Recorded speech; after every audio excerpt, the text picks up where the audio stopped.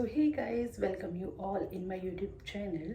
Today in this video we will discuss about the books that a beginner aspirant need to crack SSC CGL examination.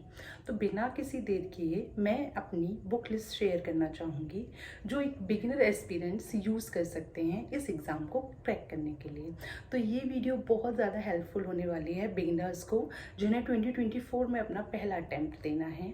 तो मैं एक genuine book list share कर रही हूँ जो मैं खुद यूज़ करती हूँ। तो सबसे पहले अगर हम मैथ्स की बात करते हैं तो मैथ्स के लिए मैं जो प्रीवियस ईयर की एसएससी पिनेकल की जो बुक आती है मैथ्स की, मैं उसको प्रेफर करती हूँ। उसमें हर चैप्टर में काफ़ी क्वेश्चंस दे रखे होते हैं, तो उससे हमें बहुत ज़्यादा मदद मिलेगी प्रैक्टिस करने में क्वेश्चंस की। और अगर यकीन मानिए उस बुक को आपने 2 से 3 बार अच्छे से लगा लिया है तो उसमें आपके हर टाइप के जो क्वेश्चंस होंगे वो कवर अप हो जाएंगे और आपका जो बेस है वो बहुत ज़्यादा मजबूत हो जाएगा और एग्ज़ाम भी फिर तो पक्का निकल ही जाएगा जब इतनी सारी चीज़ें हम उनको स्ट्रॉन्ग कर लेंगे। तो for the maths I will recommend pinnacle book.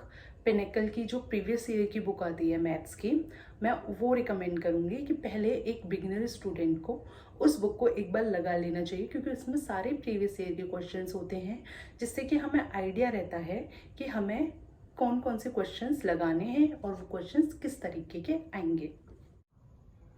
For reasoning, I am following this book SSC Reasoning 7200 TCS MCQ। इस बुक में हर चैप्टर वाइज क्वेश्चंस दे रखे हैं जो क्वेश्चंस प्रीवियस ईयर में पूछे गए हैं, and it will very helpful to know कि इस बुक में से क्या क्या आता है, प्रीवियस ईयर का पैटर्न कैसा है, और हमको इससे ये भी पता चलता है कि हमारी जो कौन कौन सा चैप्टर है वो वीक है और हमें किस किस चैप्टर पर और अच्छे से मेहनत करनी चाहिए। So for reasoning I recommend this book SSC reasoning book. इसका तुम्हें पहले थोड़ा अपना बेसिक क्लियर कर लेना है और उसके बाद इस बुक को लगा लेना है। इस बुक को लगाने के बाद मुझे नहीं लगता कि किसी और बुक को लगाने की आपको नीड होगी। सो आफ्टर रीजनिंग जो मेन डिस्कशन बचता है वो हमारा होता है इंग्लिश का। और स्टूडेंट्स को मोस्टली जो स्टूडेंट्स हिंदी बैकग्राउंड से होते हैं उन्हें बहुत प्रॉब्लम आती है कि उन्हें इंग्लिश किस बुक से कवर करनी चाहिए। तो आई विल रिकमेंड कि जो बुक मैं यूज़ करती हूँ वो बुक है मेरी Plinth to Paramount. This is the book जो मैं यूज़ करती हूँ, Plinth to Paramount by Neetu ma'am. And यकीन मानिए ये बुक बहुत अच्छी है। I have given many exams और मैंने उन एग्ज़ाम्स को निकाला भी है। एंड तक आते आते कहीं 1-2 मार्क्स से मेरा सिलेक्शन नहीं हो पाया है, लेकिन यकीन मानिए कि ये बुक बहुत अच्छी है और मैंने इस बुक से अपने इंग्लिश को बहुत ज़्यादा इम्प्रूव किया है। तो ग्रामर के लिए मैं इस बुक को फॉलो करती हूँ। For grammar I follow Plinth to Paramount by Neetu ma'am. ये बुक बहुत अच्छी बुक है। उसके अलावा जो हमारा अगला सेक्शन आता है that is about the vocab section. तो वोकैब सेक्शन के लिए जो बुक मैं फॉलो करती हूँ वो बुक है मेरी ब्लैक बुक। हाँ, this is the book, black book is for the vocab section. इस बुक में क्या है कि जितने भी प्रीवियस ईयर के एंटोनियम्स हो गए, सिनोनियम्स हो गए, इडियम्स, फ्रेजेस हो गए, उसके अलावा हमारे वन वर्ड सब्स्टिट्यूशन हो गए, होमोनिम्स हो गए, ये सारे के सारे इस बुक में दिए हुए हैं। और इस बुक में इतना ज़्यादा कलेक्शन है कि अगर ये बुक हम कंप्लीट कर लेंगे तो हमें कहीं और से और बुक्स को देखने की कोई ज़रूरत नहीं है। अगर ये बुक हमारी कंप्लीट है तो मोस्ट ऑफ द एग्जाम्स में हम सारे के सारे जो भी एंटोनियम्स, सिनोनियम्स या इडियम्स, फ्रेजेस वगैरह होते हैं उनको हम कवर कर पाते हैं, क्योंकि मैंने भी इसी बुक से अपने सारे एग्जाम्स जो भी दिए हैं, CGL हो गया मेंस, CHSL मेंस हो गया, हालांकि मेरा उनमें किसी वजह से 1-2 मार्क्स से सिलेक्शन रुक गया, लेकिन मैंने इसी बुक को यूज़ किया है, अपना ब्लैक बुक को, अपने वोकैब सेक्शन को इम्प्रूव करने के लिए। अपना डिस्कशन आगे बढ़ाते हैं और कंटिन्यू करते हैं कि हमें जो सबसे ज़्यादा कंसर्न टॉपिक होता है स्टूडेंट का, it is about the GS, कि GS को हमें कहाँ से करना चाहिए, क्योंकि GS का प्रॉब्लम ये है कि बहुत वाइड सिलेबस है तो समझ नहीं आता है कि कहाँ से शुरू करें। तो सबसे पहले अगर कोई बिगिनर है तो मैं रिकमेंड करूँगी कि उसको ल्यूसेंट से ही शुरू करना चाहिए, जिसमें कि क्या है कि सारी चीज़ें लाइन टू लाइन दी हुई हैं और वहाँ से हमारा एक टाइमलाइन, एक फ्रेम बन जाएगा, एक बेस बन जाएगा, जो कि हमारे लिए बहुत ज़्यादा ज़रूरी है। ल्यूसेंट को पढ़ने का तरीका यही है कि फर्स्ट पेज से शुरू करो और लास्ट तक अच्छे से उसको एक बार रीड कर लो, अच्छे से उसको रिवाइज करो, बार बार पढ़ो, बार बार पढ़ो। हाँ, थोड़ा लेंदी है लेकिन बार बार पढ़ेंगे तो चीज़ें अपने आप दिमाग में स्टक हो जाएंगी और कुछ दिनों में तुम्हें पूरी की पूरी बुक भी क्या हो जाएगी, लर्न हो जाएगी, या फिर हम कह सकते हैं हमारे दिमाग में बातें जो हैं वो एक बार दिमाग में छप जाएंगी, ठीक है, जिससे कि हम एग्जाम्स में ऑप्शंस को देख के तुरंत एलिमिनेट करके अपने क्वेश्चन को सॉल्व कर सकते हैं।